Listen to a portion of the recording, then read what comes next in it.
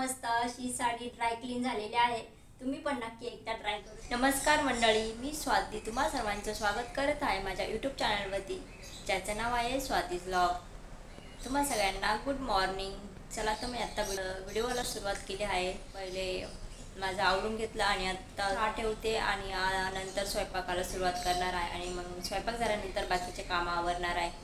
तर आज आहे शनिवार आणि शनिवारी मिस्टरांना उपवास असतो, तर मी आज उपवासासाठी साबुदाणा खिचडी करणार आहे आणि माझ्यासाठी बटाट्याच्या काचऱ्या, कोणी बटाट्याच्या काचऱ्या पण बोलतं आणि कोणी बटाट्याच्या चकला पण बोलतं, तर ते मी बटाट्याच्या काचऱ्या बनवणार आहे माझ्यासाठी।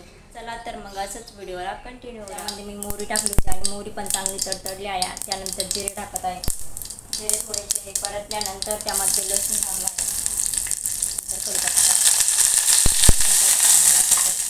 कढीपत्ता ते टाकल्यानंतर त्यामध्ये 2 बटाट्याचे गोल चकला करून घेतले होते, त्या मी टाकत आहे।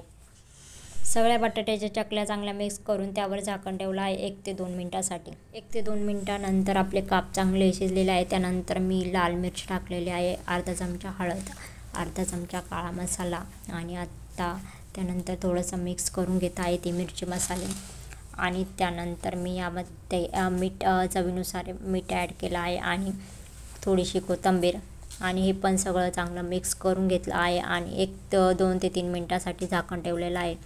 2 ते 3 मिनिटानंतर गॅस बंद केलेला आहे। माझा स्वयंपाक बनून झाला आहे। बटाट्याची भाजी आणि चपाती आता खिचडी बनवायला घेणार आहे। तर साबुदाणा खिचडीसाठी सर्व मी साहित्य काढून घेतले आहे।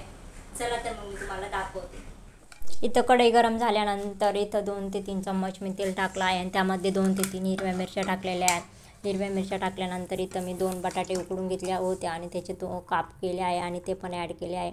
यामध्ये थोडंसं मीठ टाकलेलं आहे आणि त्यानंतर रात्रभर साबुदाणा भिजत ठेवला होता तो पण ॲड केलेला आहे। साबुदाणा टाकलेला होता, त्यानंतर इथं मी शेंगदाण्यांचा बारीक कूट करून घेतला होता, शेंगदाणे पण भाजून घेतले होते आणि आता ते थोडंसं मिक्स केल्यानंतर मी यामध्ये आता चवीनुसार मीठ टाकणार आहे खिचडीला। चवीनुसार मीठ टाकल्यानंतर यामध्ये आता कोथिंबीर पण ॲड केलेली आहे आणि आता ही चांगलं मिक्स करून आता चांगली 5 मिनिटानंतर आपली खिचडी तयार झालेली आहे।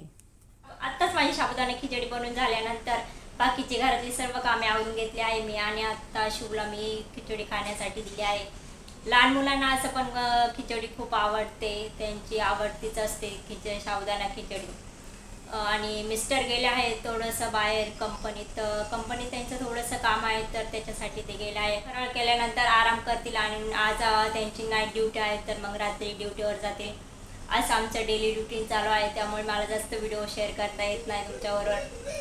चला तर मग असंच व्हिडिओला कंटिन्यू। चला तर मग आत्ता वाजले आहे 4:30, तर मिस्टरांची जाण्याची तयारी झालेली आहे, जेवण झालेलं आहे, आत्ता ते निघतील थोड्या वेळाने। मी जी साडी गुढीपाडव्याला घातली होती मी ती धुतली नव्हती, तर ती तशीच ठेवून दिली होती, तर ती मी आज ड्राय क्लीन करणार आहे। तर घरच्या घरी कमीत कमी वेळेत आणि कमीत कमी खर्चात कशा प्रकारे मी ड्राय क्लीन करणार आहे, तर मी ते तुमच्याबरोबर शेअर करणार आहे। तर व्हिडिओ स्किप न करता पूर्ण बघा। इथं तुम्ही बघू शकता ही साडी आहे, मी गुढीपाडव्याच्या दिवशी घातली होती आणि मी ते तशीच ठेवून दिली होती। आता ही साडी मी ड्राय क्लीन करणार आहे, तर चला तर मग मी कशा क्लीन करते ते तुमच्याबरोबर शेअर करते। ड्राय क्लीनसाठी मी इथे 2 मोठे चमच मीठ घेतलं आहे। इथं मी 2 शॅम्पूच्या पुड्या घेतल्या आहे, कोणत्या पण प्रकारचा शॅम्पू तुम्ही वापरू शकता। एक साडीसाठी 2 शॅम्पू पुडी इनफ आहे।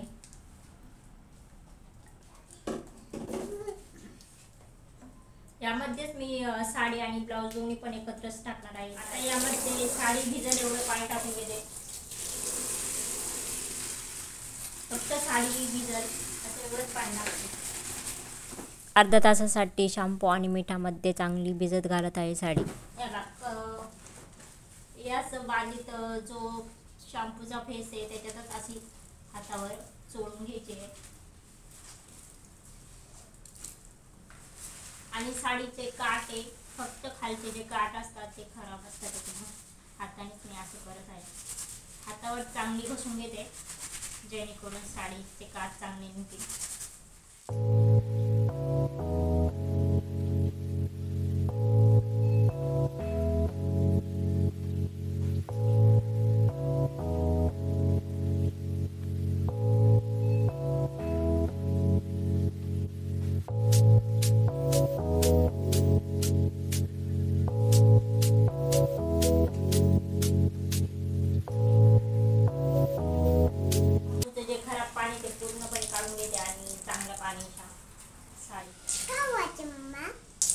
इथं मी साडी चांगल्या पाण्यातून काढून घेतली होती आणि वॉशिंग मशीनमध्ये स्पिनसाठी लावली होती.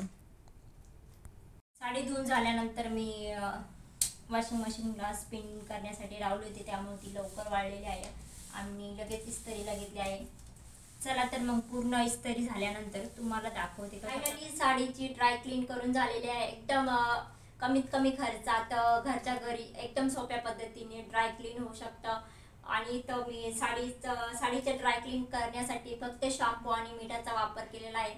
मिठाचा वापर केल्यामुळे साडीची जी शाईन टिकून राहिलेली आहे, कलर वगैरे काहीच गेलेला नाही. तुम्ही बघू शकता एकदम मस्त ड्राय क्लीन झालेला आहे.